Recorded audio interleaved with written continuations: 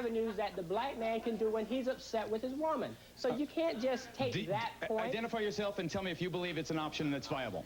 Elsie Washington, senior writer at Essence Magazine. No one has the option to hit me in the mouth or anything else.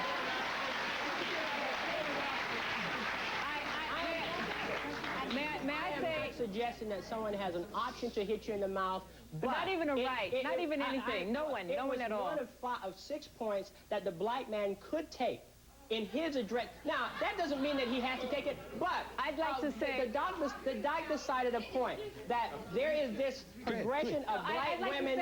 Black men, my brothers, do not buy this book and think that you're going to use this as a blueprint for healing our nation. Talk to us. Don't read this book. Talk to us. I think most of the problem is that most of the sisters has not read the book. Yeah, I think many have. Yes. I think many have. My name is Saito Rande, and I like to say thank you for writing the book. And with my encounters, experiences with women, I have not found most of what you have depicted, but I don't pre-conclude that it does not exist. And what I would like to say to you is that we are all victims of white supremacy in some shape, form, or fashion. And somehow, as we move toward the 21st century, dealing with conspiracies of AIDS and all the types of devices that are out there, we have to have a forum where we come together and talk out our differences. And we're not going to be able to solve this in this 1 hour. I believe that Shahrazad Ali specifically, if not exculpate, says enough of blaming whites. Let's deal with the problem ourselves. And I think in that sense... Wait, stand up and tell me, and identify yourself and tell me why you agree. Excuse me. My name's Calvin Gooding. I listen all the time about people talking about white folks have done this to us. This is what we do continually when we talk about what white folks have done to us. We empower them to continue to control our situation. What we have to cease doing is empowering them and saying, we will have self-determination. That is, in any forum. And let me say this, I don't agree with everything you have to say, but if your intention was to create a forum where we could talk about our differences, I salute you.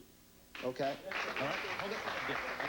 Yes, my name is Gloria Doolin Wilson, and I'm the statewide coordinator for the New York State African American Political Action Committee.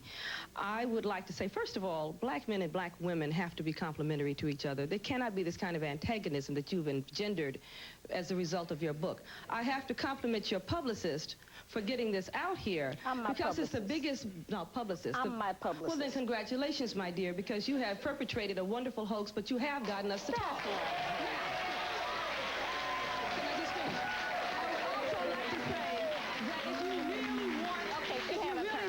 Educate your mind and deal with black familyhood, can get the book by Hakeem Madhubuti. Black men actually single and dangerous, and read it and apply it. This woman has no solution.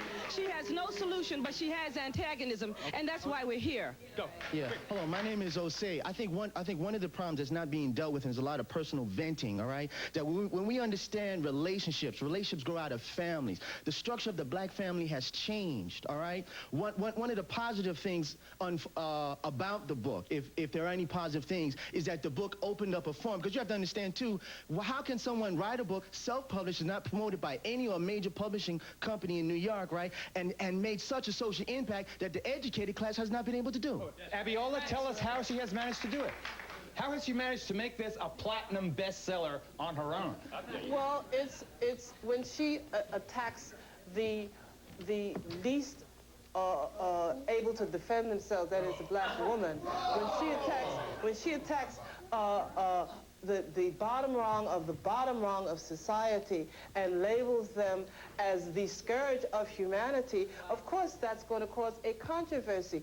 And any controversy is food for the media. As a media critic, I'm very much aware that anything that creates a stir, a flurry, a controversy is food for the media. But Playfell, there are other controversies out there created. It can be explained simply by the same explanation as to why soap operas are more popular than Shakespeare. Now, let me just say one other thing about books, okay?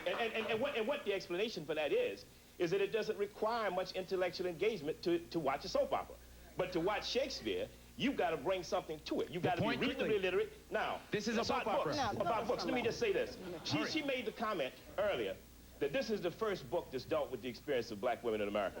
That comment, hold on a minute, that comment in and of itself shows an astonishing ignorance of the literature on black studies in this country. For instance, if you all want to read a real book that will teach you something about the heroism, the greatness, the true role of black women, Read Paula Giddings' book, Where and When I Entered. Gotta take a break. Read Margaret Walker. Read Dr. Margaret Walker, who for 30 years, listen. Read, if you want to see, You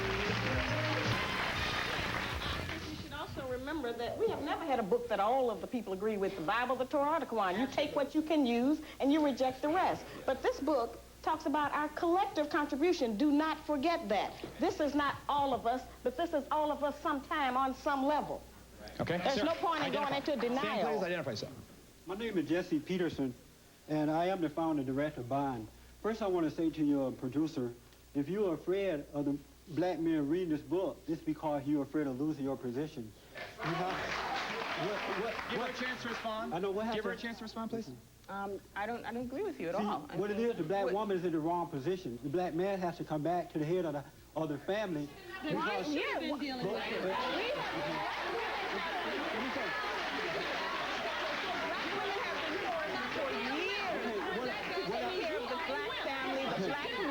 We're not taking anything away from you. What we're doing is, at Bond, we're understanding that because of that wrong position, the black woman is not able to handle that position.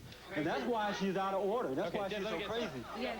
My name is Queen Esther, and I'm from the Hill by South in Brooklyn, about healing the nation. Right now, we're in an emergency. We don't have time to fight with our family. We have to build a nation, love each other, and start building. We don't have time for hitting our family. We have to come to one unity right now. All we have time to do is love and build in the truth. We're in an emergency. Let me run over here.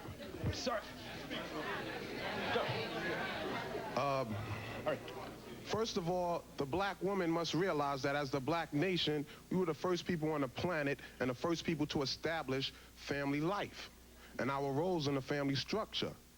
What we live today is totally alien to what we originally established as our roles. Is your point that the man has to be on top, the woman on bottom? Well, I heard women say that they can raise a family alone. If you can raise a family, if a woman can raise a family alone, then she has had the opportunity and has the opportunity today to correct the problem of the man and her male children. But she has been unsuccessful and will continue to be unsuccessful until she gets the problem in her mind. Stand please. Over here. Identify yourself. Hurry. My name is Dr. LaFrancis Rogers Rose, and I teach African American Studies, and I've been teaching a course on the black family for the last 15 years. And I would like the author to know that I have a book on strategies for resolving conflict in black male-female relationships that's been out since 1985. One of the things that I think is a problem is that we have to be analytical about what we do, and we have to be value-free about what we do. One of the problems with your book, is that there's a lot of sweeping generalizations, a lot of stereotypes. And stereotypes are half-truths. And half-truths is what has put us in the position that we're in now about our relationships. Hold it right there. I'm going to go to Shahrazad. Just one slight I have to get a response. Shahrazad, is it not true that your book does indeed contain what the previous speaker characterized as sweeping stereotypes? No, I don't think so. Absolutely. See, we're talking about a condition. We are talking about a condition of our people where we have been programmed with the wrong ideas, so all of us are doing many of the same things. And we're talking about a situation where our man has been judged on the wrong standards. Okay, okay, go. You're asking the wrong people about this. That's the right. people to ask are not employed. They're in the armory. You need to ask the masses of black men who are unemployed in Bedford Avenue Armory in 125th. Your point being? Our point being that the black man, pardon me? The black man is in the armory. He is unemployed. You are an exception to the rule about this book. He is the criteria of judgment, not you. Stand up, please. Excuse me. My name is Yanla Van Zandt, and I am a Yoruba priestess and a cultural custodian. This is not our culture. This book is anti-cultural, anti-African, and anti-historical. Wait a minute. Because our ancestors have said that our key to our growth is love. This book contains no love. It doesn't encourage love. It doesn't support love. And it dismisses the most loving force on this earth, the African woman. Take a break. We'll be right back.